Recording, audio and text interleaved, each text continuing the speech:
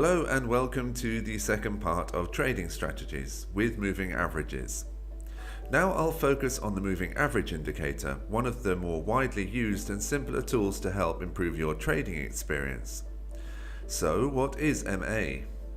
A simple moving average is a measurement of the central tendency. It mitigates the effect of more extreme price divergences on the chart and helps us determine the direction of the price movement.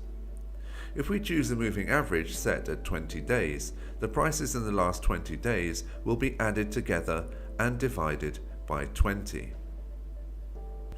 We should select which price to apply these settings: close, open, high, or some other option. We will use close price as it was set by default. The received value is shown on the chart. This will be continuously updated by the platform, and this calculated average will move on the chart in the form of a line. This line will show less volatility than price. A moving average is simple to understand and is widely used by those who trade in the market. It can be used in all time frames, but it is more useful in the longer term. A moving average set for 4 to 5 periods shows high volatility, almost as much as the price itself, in contrast to a 100 periodic moving average. I will add some more MAs on the platform, so you can compare them and understand what I'm talking about.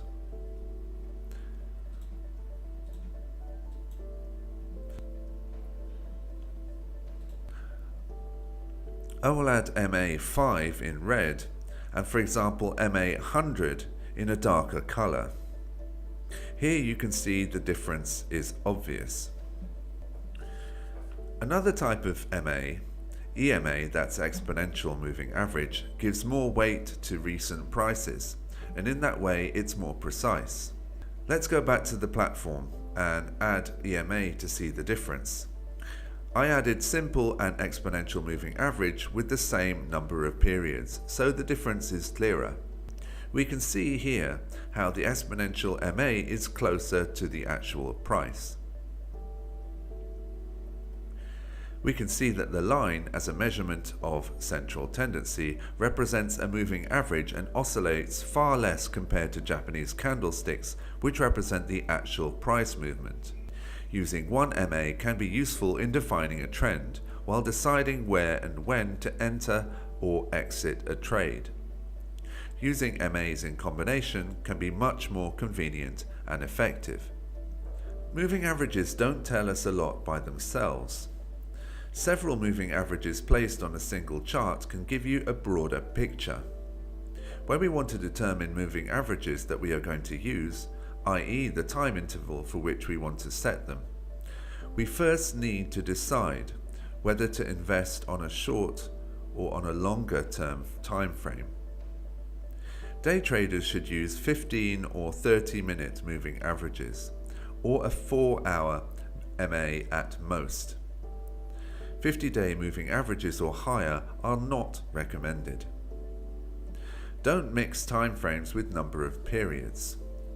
Time frames show how long the one period is, or how long one candle on the graph lasts, while the number of periods included in MA settings is the number of periods taken into consideration while creating the MA. So if you are using a 1-hour time frame with a 50 MA period, that means that MA 50 would be created from 50 1-hour candles. There are different combinations of moving averages. However, we should be aware that they are lagging indicators. They give signals only after the price movement has already changed. This lag decreases as we decrease the amount of input values, i.e. the time frame of the moving average. So the trend should be caught as soon as possible. But keep in mind that it's very difficult and rare to enter a position at the very bottom and close it at the very top. But if the trend is strong, it's possible to catch it relatively early. It's also important to determine the moment to enter a position. Take profit levels and stop loss orders should be used in order to control risk. Moving averages are recommended for longer term strategies. In this case, we will use the daily time frame. On this chart, we have an example on how to use combinations of moving averages. Here we have 4 lines, 3 moving averages and the actual movement of the price. The green line below is the 200 daily moving average. Obviously, it's the least volatile because it contains a large number of periods. The other red line here is the 50 daily moving average, and the black line is the 20 daily average. The golden cross signal is when the slower, short-term moving average crosses from below a longer-term moving average.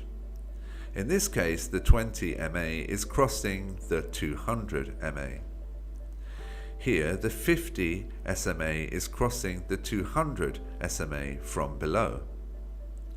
In fact, this is a trend confirmation suggested by the previous cross. So, this is a buy signal. We should enter a buy position when the 20 SMA crosses the 200 SMA from below, like here. The goal is to profit as much as possible from the uptrend. The first cross between the actual price and the 50 SMA is a signal for caution. If the 20 daily SMA crosses the 50 SMA from above, it's a strong signal to exit the buy position. The price difference from here to here is decent profit, since we can see that the distance between 1.07 and 1.187 is not insignificant. When the short-term SMA crosses the long-term SMA from above, this is called a dead cross. This is a signal to exit the position. This line can be used to set the stop-loss order, if we had entered a buy position somewhere around here. In that case, the stop-loss order would be set at the level of the 200 daily SMA. EMA is used to determine trend changes.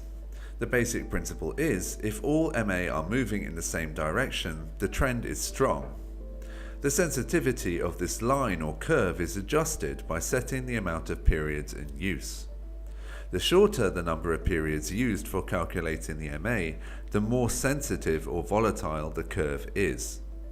For example, 4, 8, 12, 16 daily MAs are better for a more decisive determination of trend change compared to longer term ones like 50, 100, 200 MAs.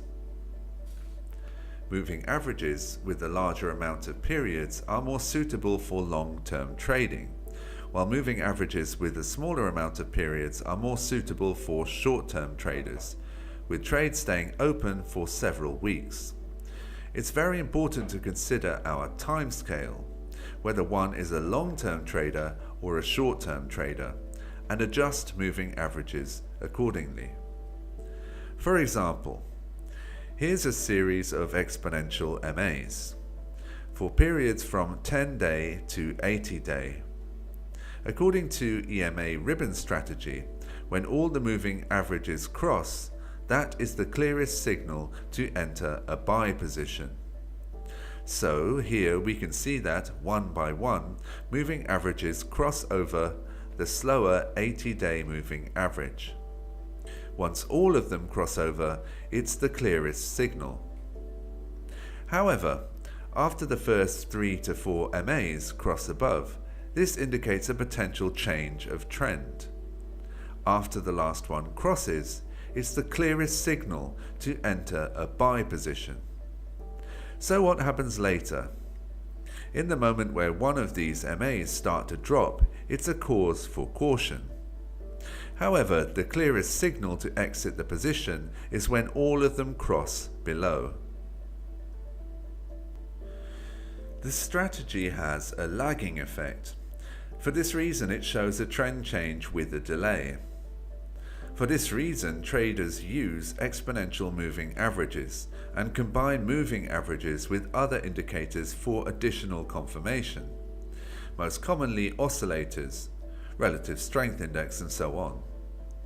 For indices and major currency pairs, the best combination is RSI with 9 or 16 period moving averages, depending on the timescale.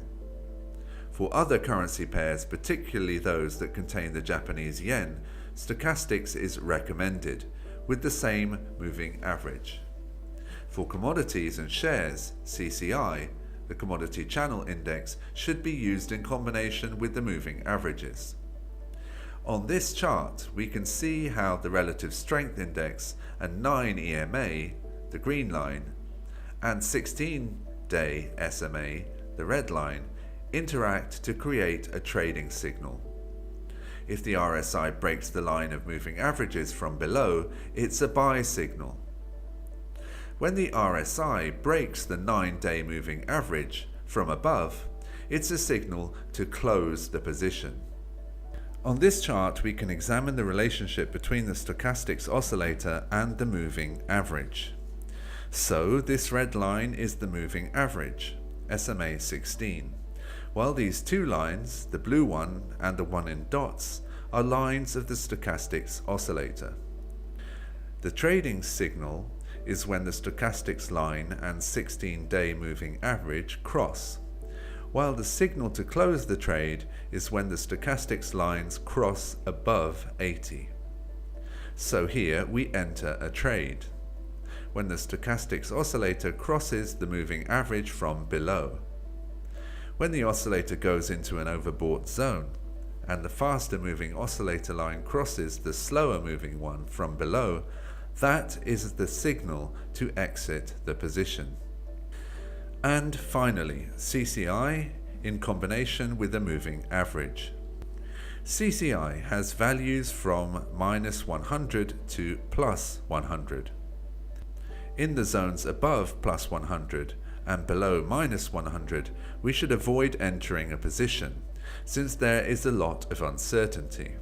If the CCI is within the -100 to +100 range and crosses the moving average top down, that is a clear signal for exiting a position.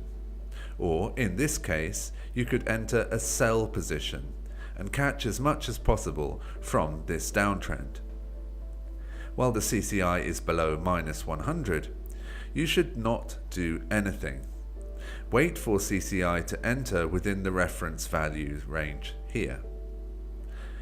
Where it is above -100 and crosses the moving average from below, then enter a buy position and wait for an exit signal.